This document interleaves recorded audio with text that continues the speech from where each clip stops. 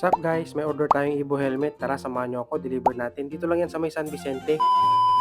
At ito nga, dali-dali nga tayong umuwi para kunin nga yung order niyang Evo helmet. Bali, half piece nga pala yung order niya. Matte black ang kulay tapos medium size. Angas talaga ng matte black na kulay. Agree ba kayo dun guys? Ito, inaayos ko na nga yung box sa paglalagyan ko ng order niyang helmet. Bali, dinoble check ko muna to kung mayroon siyang mga scratch or may damage. Syempre, dapat wala para satisfied si customer natin. Dinoble check ko din yung mga previous na kasama ng helmet at nagbigay pa ako ng extrang balaklava para pag gagamitin ni customer ay ready na. At ito nga, pababa na ako dahil susundo pa nga ako kay Mrs. mamaya.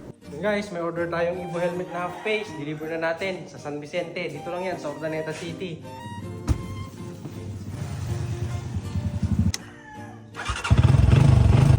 Let's go! Nagbiyahe na nga ako papuntang San Vicente at buti na lang talaga tumigil na nga yung ulan. Nandito na tayo sa pagdi-deliver natin. Tayo na natin si Bossing, no? Tapos magbabayad na siya through Gcash. Update ko kayo mamaya guys pag okay na. Bali, hindi na nga pala ako nag-video dito para sa privacy ni customer natin. Yun guys, successful yung delivery natin.